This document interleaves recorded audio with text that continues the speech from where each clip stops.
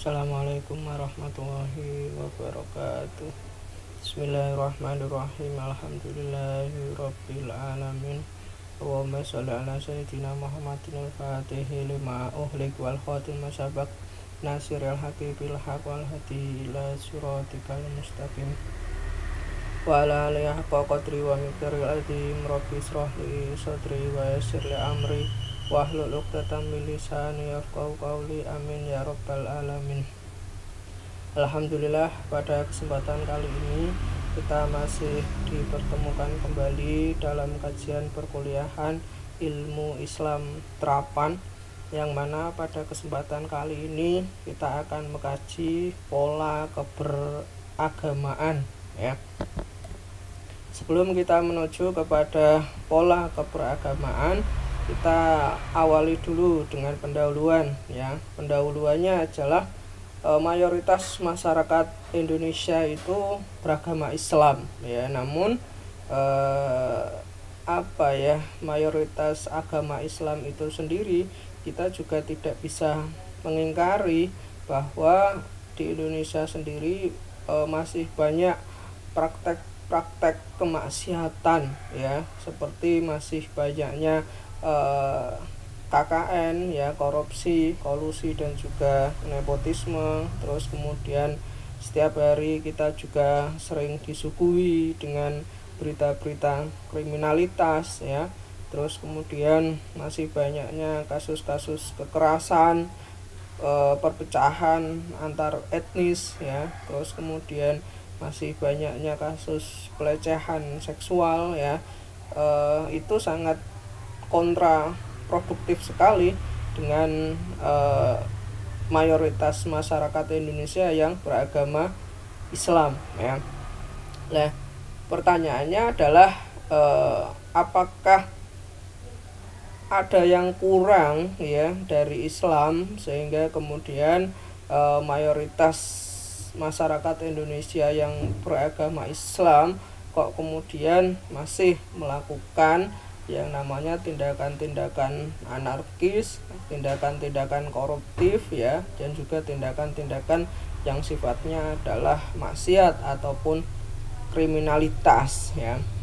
Nah, kalau menjawab pertanyaan apakah masih ada yang kurang dari ajaran Islam ya, kalau kita melihat dari sudut pandang wahyu ya, ataupun sudut pandang sumber dari Al-Quran itu sendiri, maka tegas ya, Allah itu menyatakan bahwa wahyu yang diturunkan kepada Nabi Muhammad ataupun Rasulullah itu sudah sempurna ya. Dalam surat Al-Maidah ayat 3 itu juga disebutkan ya, Al-yauma akmaltu lakum dinakum wa atmamtu alaikum nikmati wa raditu lakum Islam Madinah, bahwa hari ini telah kusempurnakan agamamu dan telah kucukupkan nikmatmu, dan Allah ridho Islam sebagai suatu agama. Jadi untuk Islamnya sendiri sudah sempurna, tidak ada yang kurang ya. Terus kenapa masih banyak yang kemudian melakukan kemaksiatan kan seperti itu? Nah, lebih dari itu ya, selain bukti dari wahyu itu sendiri ya, lebih dari itu penelitian membuktikan ya, menurut analisis Philip Kahiti dan juga Ahmad Salabi, bahwa generasi pertama pengikut Rasulullah ya, yang mengamalkan ajaran Rasulullah itu berhasil membangun suatu tatanan kehidupan yang merupakan perbaikan menyeluruh dan mendasar terhadap sendi kehidupan Arab jahiliyah. Jadi tidak hanya wahyu yang mengatakan bahwa Al-Quran itu sudah sempurna, bahwa Islam itu sudah sempurna, tapi juga didukung dengan apa yang kemudian sudah dilakukan oleh Rasulullah dan para sahabat ya. Penelitian sejarah telah membuktikan bahwa Rasulullah dan juga para sahabat telah merubah suatu sendi tatanan masyarakat yang sebelumnya adalah jahiliyah ya, yang sebelumnya adalah gemar melakukan tindakan-tindakan kemaksiatan ya, menjadi masyarakat yang berperadaban ya, ataupun masyarakat madani ya. Ini bukti bahwa orang kalau kemudian mau melakukan ajaran Islam dengan baik ya, maka cita-cita perubahan suatu masyarakat itu akan tercapai ya. Terus kemudian ya, perkembangan yang dilakukan oleh pada masa Rasulullah dan juga pada masa sahabat ya, itu dilakukan ketika kemudian pada saat itu masyarakat barat ataupun masyarakat Eropa itu masih yang namanya dalam keadaan terbelakang, sedangkan umat Islam pada saat itu, Rasulullah dan juga para sahabat pada saat itu mampu membangun sebuah peradaban yang sangat tinggi ya. Ini menandakan bahwa ajaran Islam jika kemudian dilaksanakan secara benar, maka akan menimbulkan kemajuan bagi suatu kaum ataupun suatu masyarakat. Nah, dari hal tersebut ya, maka kita bisa mengambil kesimpulan bahwa letak kekurangan ya ataupun kesalahan masyarakat Indonesia pada khususnya dan juga mundurnya peradaban masyarakat Islam ya pada umumnya di dunia ya, itu bukan karena ajarannya. Nah, ajarannya sudah sempurna ya, dan juga sudah dibuktikan oleh Rasulullah dan juga para sahabat ya, bukan pada ajarannya tapi pada pola pelaksanaan atau kita sebut sebagai pola keberagamaan. Jadi cara manusia ya ataupun cara kita dalam melaksanakan ajaran Islam ataupun cara masyarakat dalam memeluk ajaran Islam itulah yang kemudian kurang, sehingga kemudian istilahnya apa ya, ajaran yang sempurna itu tidak kemudian diikuti dengan kemajuan-kemajuan yang ada di dalam suatu masyarakat. Ajaran yang sempurna itu tidak kemudian diikuti dengan peradaban yang maju. Nah, selanjutnya ya, itu pola keberagamaan. Jadi yang namanya pola keberagamaan itu adalah perilaku ya masyarakat ataupun manusia dalam menjalankan ajarannya ataupun menjalankan agamanya. Nah, di sini ya sebagai suatu unsur dalam perubahan sosial, proses aplikasi agama Islam dalam transformasi sosial budaya bangsa Indonesia dapat diuraikan menjadi beberapa analisis. Jadi sebagai suatu unsur, jadi di sini agama ya ini merupakan suatu unsur dalam perubahan sosial ya, dan itu bisa diuraikan menjadi beberapa analisis ataupun anatomi sosial. Nah, yang pertama adalah ajaran Islam itu sendiri. Jadi kalau kita berbicara tentang agama sebagai suatu unsur dalam perubahan sosial ya, maka dapat diuraikan yang pertama adalah ajaran Islam itu sendiri. Jadi ajarannya yang pertama adalah ajarannya. Terus yang selanjutnya yang kedua adalah bangsa Indonesia yang mengamalkannya ataupun kita sebagai pemeluk agama. Jadi dari ajaran itu harapannya kita sebagai pemeluk ya, itu nanti yang ketiga ya, itu bisa melaksanakan ya. Jadi kalau kita sebagai pemeluk suatu agama ataupun kita sebagai pemeluk ajaran Islam ataupun masyarakat Indonesia, bangsa Indonesia sebagai pemeluk Islam, harapannya bisa mengikuti ajaran Islam dengan baik sehingga nanti dapat terwujud yang ketiga ini ya, medan kegiatan yang ditandai oleh gejala transformasi sosial budaya. Jadi kalau kemudian kita mau mengikuti ajaran Islam dengan benar, maka transformasi sosial budaya ataupun peradaban kebudayaan itu bisa kita raih ataupun kita capai ya.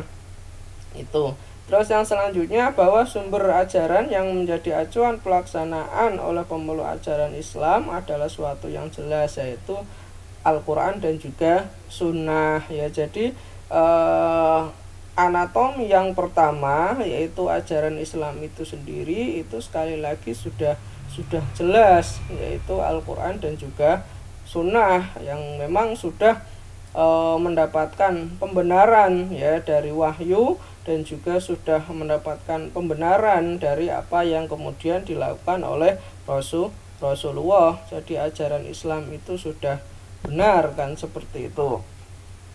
Terus yang selanjutnya Al-Quran dan juga Sunnah ya, sebagai sebuah ajaran yang memang sudah benar ya, tidak diragukan lagi kebenarannya. Petunjuk Al-Quran benar-benar bersifat praktis, tidak ada unsur di dalamnya yang merupakan utopi bagi kehidupan manusia. Jadi dalam Al-Quran sudah sangat praktis ya. Al-Quran sendiri berlaku ya dari masa Rasulullah hingga nanti yaumil kiamah ya, itu sudah sangat praktis, tidak bulat ya isinya, karena sangat ringkas ya, hanya 30 juz ya. Itu harapannya bisa menjawab ya seluruh problematika dari masa Rasulullah sampai dengan ila yaumil kiamah. Jadi isinya sudah sangat benar-benar praktis ya. Terus yang selanjutnya, di dalam Sunnah sebagai kenyataan praktis terdapat dua muatan, yaitu agama dan juga keberagamaan. Jadi Sunnah sendiri pun ya sebagai kenyataan praktis seperti apa ya, kita tahu bahwa Sunnah itu adalah praktik ya ataupun bentuk pelaksanaan dari agama ya, pelaksanaan dari perintah Allah, pelaksanaan dari wahyu yang dilakukan oleh Rasulullah. Jadi Sunnah ini bersifat praktis karena memang dia adalah praktik keberagamaan yang dilakukan oleh Rasulullah dalam beragama ya. Jadi terdapat dua muatan. Yang pertama adalah agama dan yang kedua adalah keberagamaan. Jadi di sini Sunnah itu sebagai agama karena memang Sunnah juga kita jadikan sebagai suatu sumber pendukung Al-Quran ya. Terus Sunnah itu sendiri juga merupakan keberagamaan karena memang Sunnah itu adalah praktik keberagamaan yang dilakukan oleh Rasulullah. Terus yang selanjutnya adalah agama dapat dipahami sebagai ketetapan Tuhan yang dapat diterima oleh akal sehat sebagai pandangan hidup untuk kebahagiaan dunia dan akhirat. Keberagamaan menuju pada respon terhadap wahyu yang diungkap dalam pemikiran, perbuatan, dan kehidupan kelompok. Jadi seperti yang sudah saya singgung tadi, bahwa keberagamaan itu adalah respon kita terhadap sumber ajaran agama, respon kita terhadap wahyu, respon kita terhadap sunnah, yaitu namanya pola keberagamaan ya. Terus dalam yang kemudian direspon melalui pikiran dan juga perbuatan suatu kelompok. Jadi respon masyarakat Indonesia terhadap Al-Quran dan juga Sunnah itulah yang disebut sebagai pola keberagamaan. Terus yang selanjutnya ya, bagaimana bentuk Al-Quran ya dalam kehidupan praktis sejak wahyu pertama sampai dengan wafat beliau harus dipahami sebagai suatu kesatuan gejala. Jadi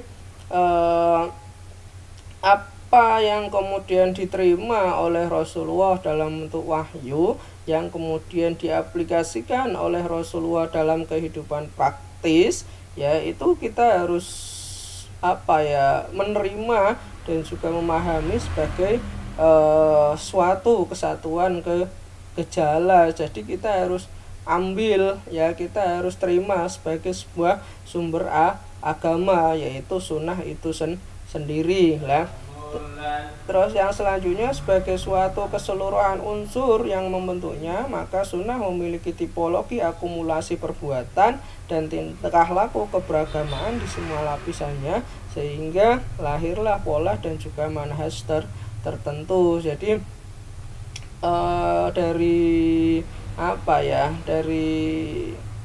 karena memang sunnah itu adalah suatu bentuk, ya, aplikasi dari wahyu, ya, ataupun dari agama, ya, ataupun akumulasi dari tingkah laku keberagamaan Rasulullah, ya. Dari situlah nanti kemudian akan muncul pola ataupun manhaj, ya.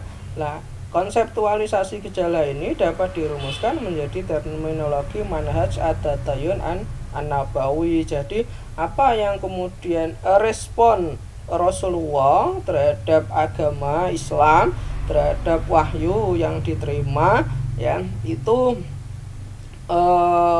disebut sebagai suatu pola ataupun manhaj, ya. Manhaj ataupun pola keberagamaan yang dilakukan oleh Rasulullah terhadap respon wahyu yang diturunkan kepada beliau ataupun terhadap respon Islam yang diturunkan kepada beliau, itu disebut sebagai manhaj at-tadayun an-nabawi, ya. Karena manhaj at-tadayun atau pola keberagaman ini mampu memberi pemecahan masalah yang konkret atas permasalahan pemeluk, maka harus ditemukan adalah kekuatan yang terkandung di dalamnya. Jadi karena manhaj at-tadayun tadi, ya, ataupun pola keberagamaan yang sudah dilakukan oleh Rasulullah itu sudah terbukti mampu memecahkan permasalahan pada masyarakat jahiliyah, ya, mampu merubah tatanan masyarakat jahiliyah dari jahiliyah menuju masyarakat yang berperadaban ataupun masyarakat yang madani. Maka kita bisa menemukan bahwa di dalam pola keberagamaan ataupun manhaj at-tadayun yang dilakukan oleh Rasulullah itu memiliki kekuatan yang sangat besar, memiliki potensi yang sangat besar untuk memecahkan permasalahan yang konkret, ya, bagi pemeluk suatu agama. Jadi kalau kemudian kita ingin permasalahan-permasalahan yang ada di dalam masyarakat ataupun permasalahan yang ada di dalam suatu bangsa ini bisa selesai, ya, maka pemeluk agama harus mengikuti pola keberagamaan ataupun manhaj yang dilakukan oleh Rasulullah, ataupun kita mengikuti manhaj at-tadayun an-nabawi, ya, sehingga harapannya keberhasilan yang dilakukan oleh Rasulullah dan juga para sahabat yang merubah tatanan jahiliyah menjadi tatanan yang berperadaban itu nanti bisa kita contoh, ya, dalam kehidupan masa kini. Lah itu jadi rusaknya moral, banyaknya kriminalitas, ya, banyaknya kemudian perilaku tercela yang ada di masyarakat itu sekali lagi bukan karena agamanya, ya. Agamanya sudah sempurna, sudah dibuktikan juga oleh wahyu, ya, yang mengatakan bahwa Islam sudah sempurna, dan juga sudah dibuktikan oleh Rasulullah dan para sahabat yang mampu merubah tatanan masyarakat jahiliyah menjadi tatanan berperadaban. Jadi agamanya sudah sempurna. Lah yang masih kurang adalah masyarakat dalam menganut agamanya, atau kita sebut sebagai pola keberagamaan. keberagamaannya. Lah ini yang masih kurang lah. Oleh karena itu harapannya ke depan ya tadi sudah saya sampaikan, jika kemudian masyarakat Indonesia, bangsa Indonesia ingin menyelesaikan problem umat, ingin menyelesaikan problem bangsa, maka ikutilah pola keberagamaan yang dilakukan oleh Rasulullah, ikutilah manhaj at-tadayun an-nabawi. Ya, itu yang bisa kita kaji pada kesempatan kali ini. Semoga bermanfaat bagi kita semua. Dari saya cukup sekian. Assalamualaikum warahmatullahi wabarakatuh.